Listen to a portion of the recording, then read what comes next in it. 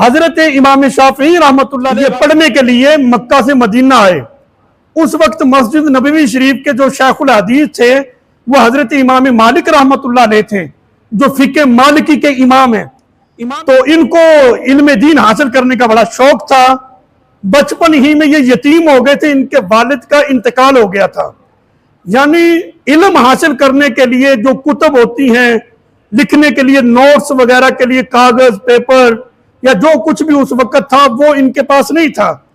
इनकी सीरत में मैंने पढ़ा इमाम शाफी रहमतुल्लाह अलैह की, जंगलात में जाते जानवरों की जो कंधे की हड्डी होती है ना बड़ी, वो तलाश करके लाते, उसको धोते और जो पढ़ते थे सबक उस हड्डी के ऊपर अपनी हदीस पाक को लिख लिया करते थे। इस तरह करके उन्होंने इल्म हासिल किया है। कौन जानता था ये बच्चा जो जानवरों की हड्डियां जमा करके अपने असबाक लिखकर याद करता है, कल को ये फिके शाफी का भी इमाम बन जाएगा। जिन लोगों के अंदर इल्म की इतनी तड़प होती है ना, अल्लाह ताला फिर उनको मेहनत का सिला भी अता फरमाता है। इमाम शाफी रहमतुल्लाह अलैह मक्का से मदीना में पढ़ने के लिए आए तो पैसे नहीं थे सफर करने के लिए। अल्लाह ने सबब बनाया कि एक काफिला आया मदीना से मक्का में हज के लिए, उनका एक हाजी फौत हो गया। काफिले के अमीर ने जब ये देखा कि ये बच्चा बड़ा लायक है और पढ़ने का बड़ा शौक है, उसने कहा कि मदीना शरीफ में इमाम मालिक रहमतुल्लाह अलैह शेखुल हदीस हैं, तुम उनके पास पढ़ो। कहता दिल तो बड़ा है पर जा नहीं सकता।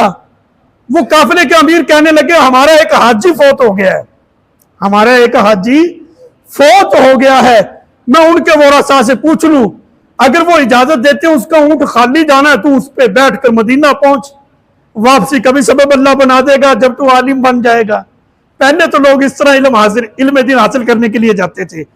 अल किस्सा मुख्तसर, इमाम शाफी रहमतुल्लाह अलैह फरमाते हैं कि मक्का से मदीना पहुंचते तक उस वक्त वाज़े रास्ते तो होते नहीं थे, जंगलात के पहाड़ों के रास्ते, ऊंटों पे सफर।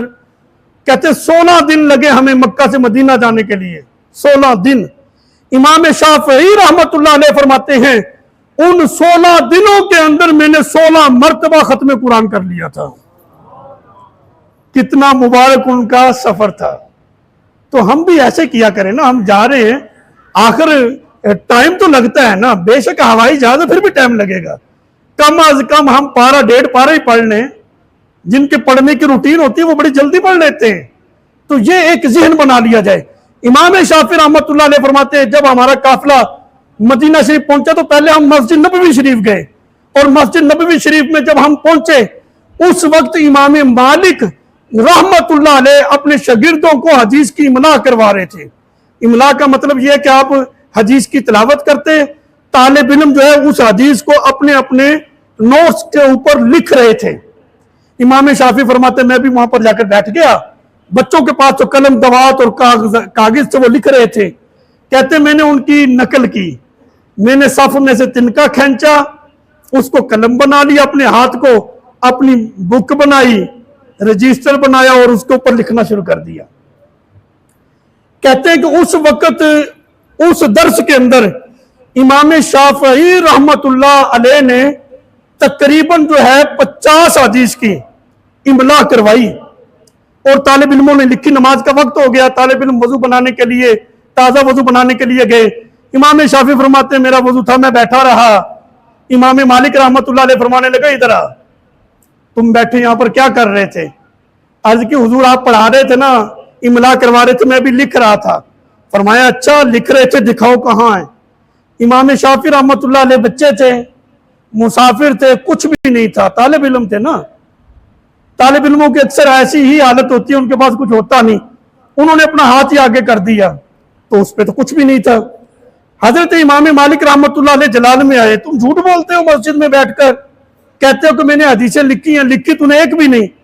इमाम शाफी रहमतुल्लाह अलैह ने अर्ज की हुजूर मैं मुसाफिर तालिब इल्म हूं, मेरे पास कलम दवात कागज नहीं है जिसके ऊपर मैं लिखता, मैं तो तालिब इल्मों की नकल कर रहा था। हकीकत बात यह है कि जितनी अहादीस की तुमने इमला करवाई है ना, वो तमाम अहादीस मैंने अपने दिल पे नक्श कर ली है, दिल पे लिखी है। इमाम मालिक रहमतुल्लाह अलैह फरमाने लगे 50 हदीस की इमला करवाई है, खड़ा हो जा तो आधी बयान कर दे। इमाम शाफी रहमतुल्लाह अलैह उस वक्त खड़े हुए, आपने सारी की सारी अहादीस बमा समद जो है इमाम मालिक रहमतुल्लाह अलैह के सामने पढ़ दी।